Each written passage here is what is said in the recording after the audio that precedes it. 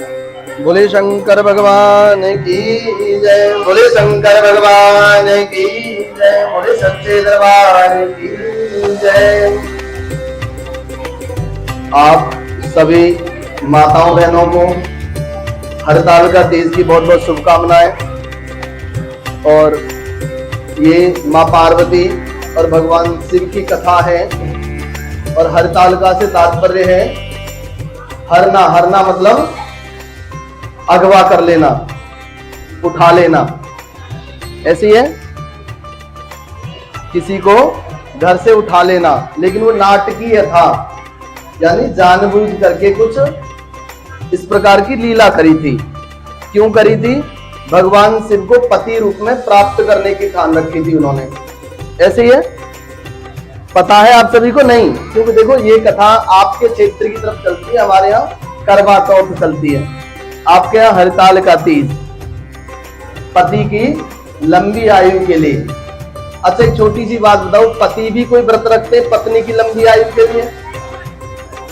नहीं।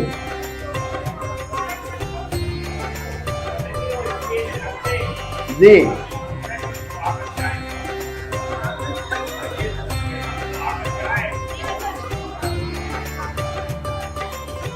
और आप क्या सोचते हैं जी? ये तो इनकी सोच हो गई कि हम सुहागन जाएं।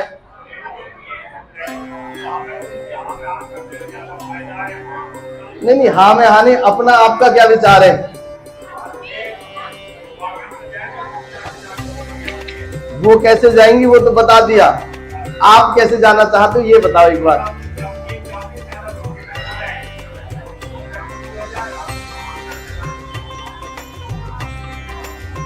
ठीक है जी, सही कह रहे हो।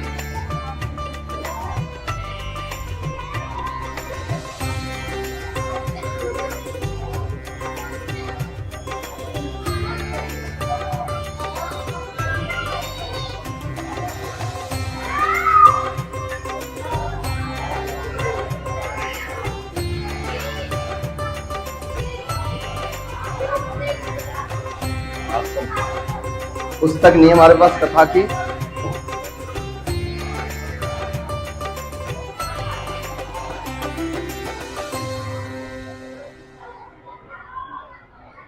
देखो इस कथा का जो महात्म्य है थोड़ा विशेष ध्यान देना, और सभी के लिए बहुत शिक्षाप्रद है, सभी के लिए बहुत अच्छा है, सभी के लिए।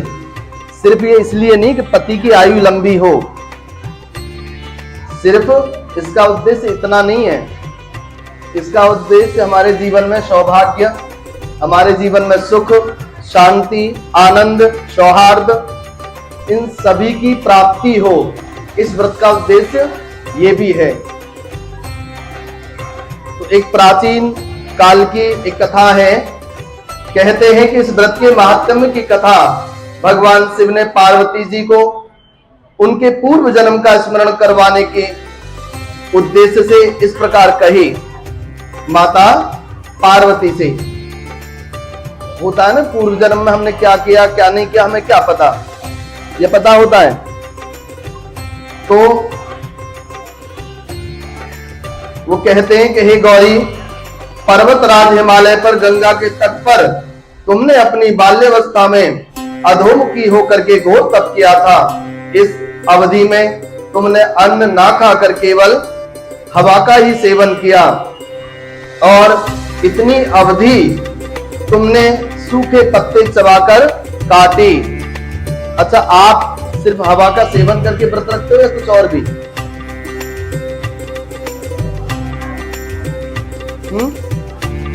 सिर्फ हवा खाते हो?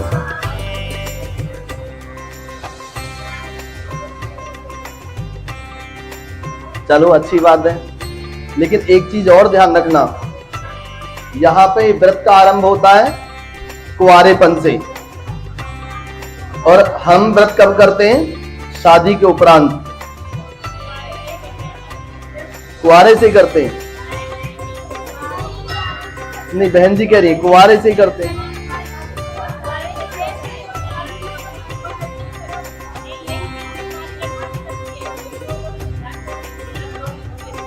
रात को तोड़ देते हैं व्रत को।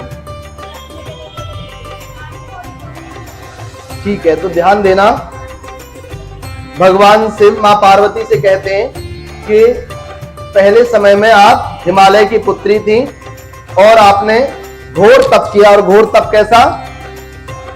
आप बाल्यकाल में ही हवा वायु का सेवन करके आप रही और सूखे पत्ते खा करके, और माघ की शीतलता में तुमने निरंतर जल में प्रवेश करके तप किया था, और बैसाख की जला देने वाली गर्मी में पंचाग्नि से शरीर को तपाया। पंचाग्नि मतलब जो अपने चारों तरफ अग्नि जला करके नहीं, हम कहते हैं धूनी रमा करके तपस्या करना। और श्रावण की मूसलाधार वर्षा में खुले आसमान के नीचे बिना अन्न जल ग्रहण किए व्यतीत किए। तुम्हारी इस कष्टदायक तपस्या को देख करके तुम्हारे पिता बहुत दुखी हुए और नाराज होते थे। तब एक दिन तुम्हारी तपस्या और पिता की नाराजगी को देख करके नारद जी तुम्हारे घर पधारे, और तुम्हारे पिता द्वारा आने का कारण पूछे जाने पर नारद जी ने कहा कि हे गिरिराज, मैं भगवान विष्णु के भेजने पर यहाँ आया हूँ। आपकी कन्या की घोर तपस्या से प्रसन्न होकर के वह उनसे विवाह करना चाहते हैं। इस बारे में मैं आपकी राय जानना चाहता हूँ। नारद जी की बात सुनकर के पर्वतराज हिमालय अति प्रसन्नता के साथ बोले और कहने लगे, हे देवर्षि, यदि स्वयं विष्णु मेरी कन्या का वरण करना चाहते हैं तो मुझे क्या आपत्ति हो सकती है। देखो यहाँ पे, यदि हमारा तपोबल, हमारी साधना, हमारी सामर्थ्य उच्च कोटि की है तो हमें चाहने की आवश्यकता नहीं है।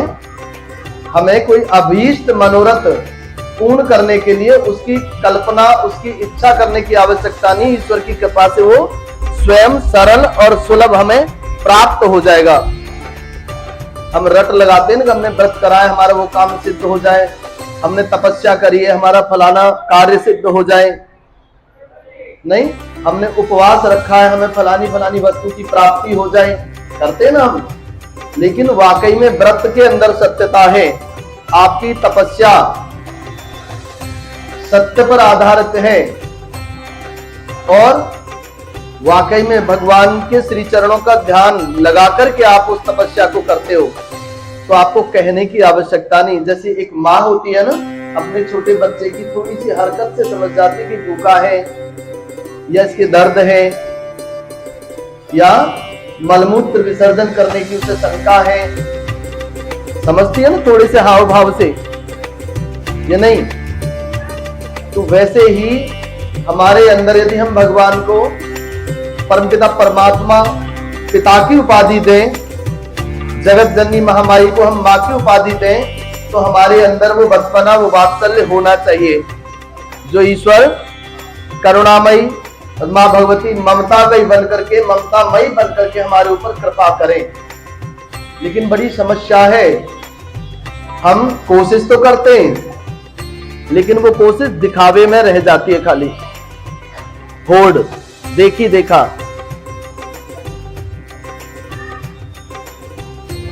व्रत कैसे होना चाहिए?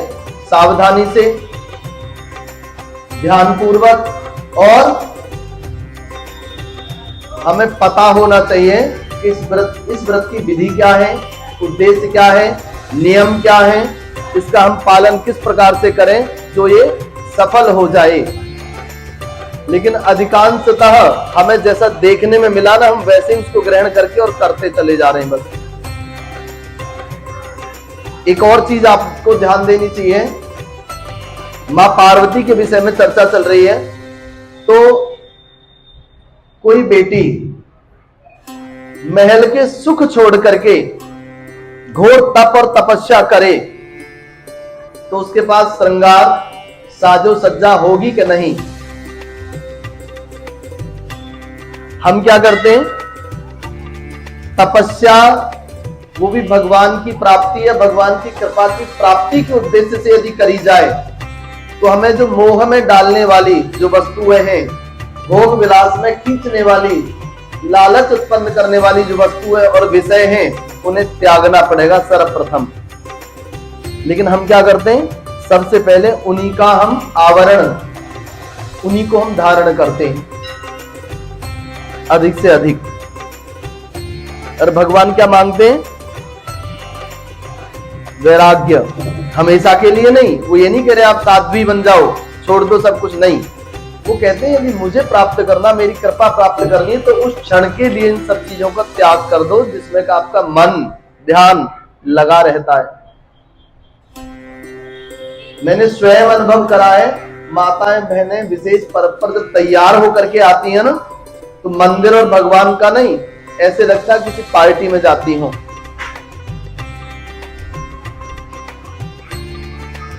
ये देखो, आप सभी से हाथ जोड़ करके मैं कह रहा हूं, इसको अन्यथा मत लेना, इस समझने का विषय है, क्योंकि हमने किसी विशेष उद्देश्य से ये व्रत और तपस्या करी है। जब विशेषता की होती है ना, चरम पे, टॉप पे, तो ये सब साधन फीके और छोटे, और इनमें हमें ध्यान नहीं देना चाहिए, इनमें हमारा ध्यान नहीं जाना चाहिए। कथा ऐसी तो है कि उन्होंने तपस्या करी, अन्न जल का त्याग किया, वन में रही, घोर गर्मी थी जेठ की, उसमें तपी, श्रावण का वर्षा मास था, खुले में रही, नहीं। और जो घोर सर्दी कब आती है? पूस की,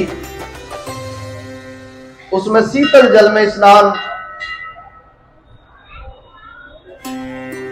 कार्तिक और जो पूस का मास सर्दियों का होता है ना, माता बहनें पहले प्रातः जगती थी, सूर्योदय से पहले 3:30-4 बजे गा बजा करके स्नान करके आती थी, कुआं, नल, नदी, तालाब, है ना, विकतकी स्नान करना।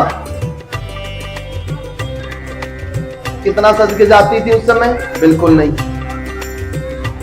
सजने का मतलब पता है आपको? सजने का मतलब पता है?